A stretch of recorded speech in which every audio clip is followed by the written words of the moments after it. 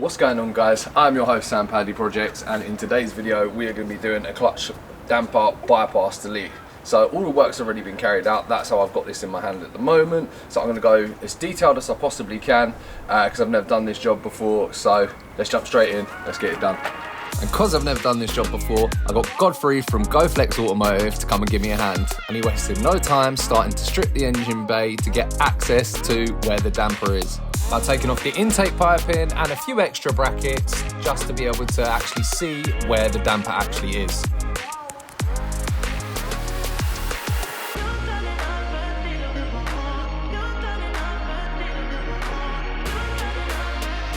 So right now we're doing the clutch pedal, clutch line bypass kit, and what this does is Honda put a type of dampener on the clutch line which allows for, or should allow for, smoother gear changes. Yes, this is a Type R, yes, people want to take this on the track and own about on the streets. So what this dampener does is actually cause a bit of a gear change delay. That dampener is causing a restriction. So by removing this dampener completely, you then put a braided line straight onto this line here, which is what goes in at the bottom, and then you've got a more responsive, more direct flow of the gear changes, and you should not have any more issues in terms of notching, especially when you're on the track. All right, brilliant. So which 2 points does it actually go from? So from this line here, that comes from the master cylinder, and then that goes down, goes into the dampener, and then out this side of the dampener into a section just here. Just see there. Yep. And then that goes round on top of the gearbox down into the slave cylinder just down here. So we don't need to change this hard line. Let me get a good angle. You'll see the slave cylinders here. We leave this hard line in play because it's routed nicely, tucked out the way, and there's no issues with it. The issue that you run into is on this dampening point, and it's basically a restrictor onto the flow of the clutch fluid.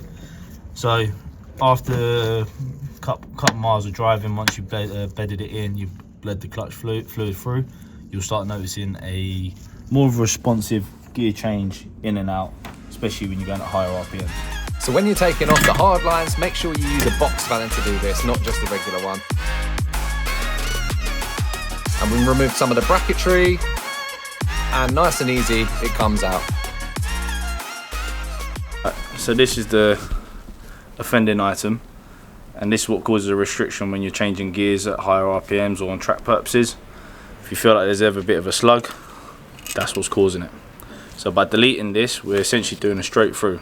See, less restrictions, the better the flow, the more responsive certain components can be. So, bye-bye.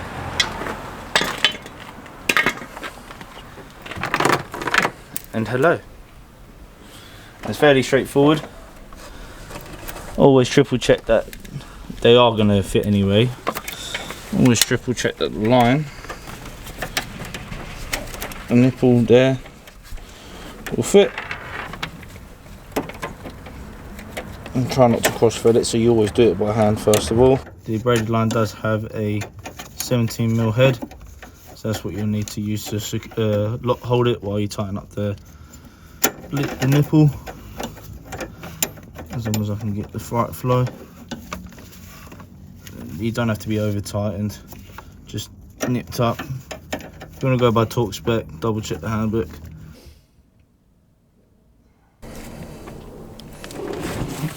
There we go, like so. And you do fit this line as well, that the routing is okay and there's no kinks in between. So you generally follow the flow of the pipe, because when they make these products, these braided lines, they're normally designed off the original pipes, and obviously then they're just made in better quality.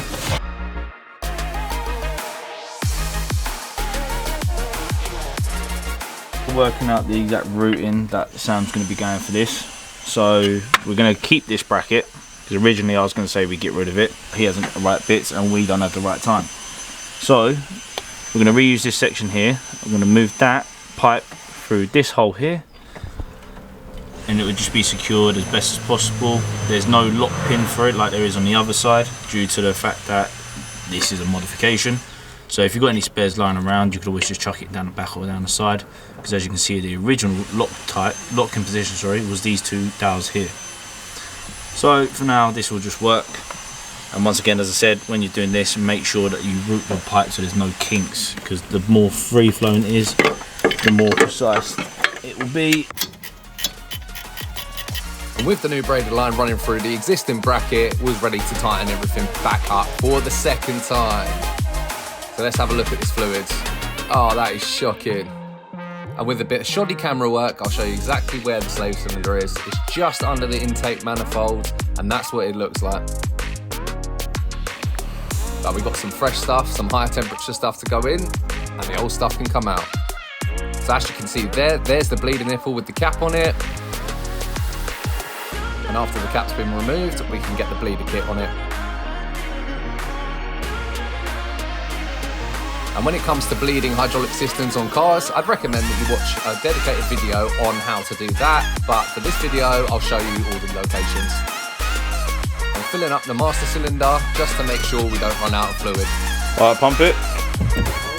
And while I'm holding, Jordan is opening that bleed nipple to purge out all the air in the system. And with a quick check of the gears, check of the clutch, and some fresh fluid in there, job's a good one. Let's put this engine bay back together.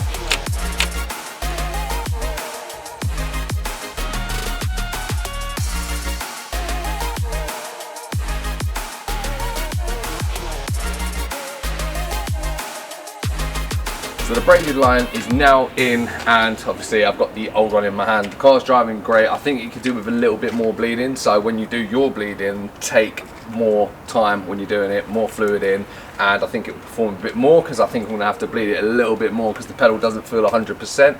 Definitely drivable, nothing to be scared of, but yeah, so I think when you're routing that braided line, I need to ask someone or find out the best way of actually routing it, because I haven't got a rubber grommet on it, and I think it's going to chafe going through that metal, so I need to get a rubber grommet or find someone who's done it and ask their opinion on how do you run that line the best. But either way, it's done. It's going to be fine for when we go to the track, and it's going to be fine until I get that sorted. So if you've liked what you see, go down there, hit that subscribe button. It's your boy Sam Paddy Projects, and I'll catch you in the next video.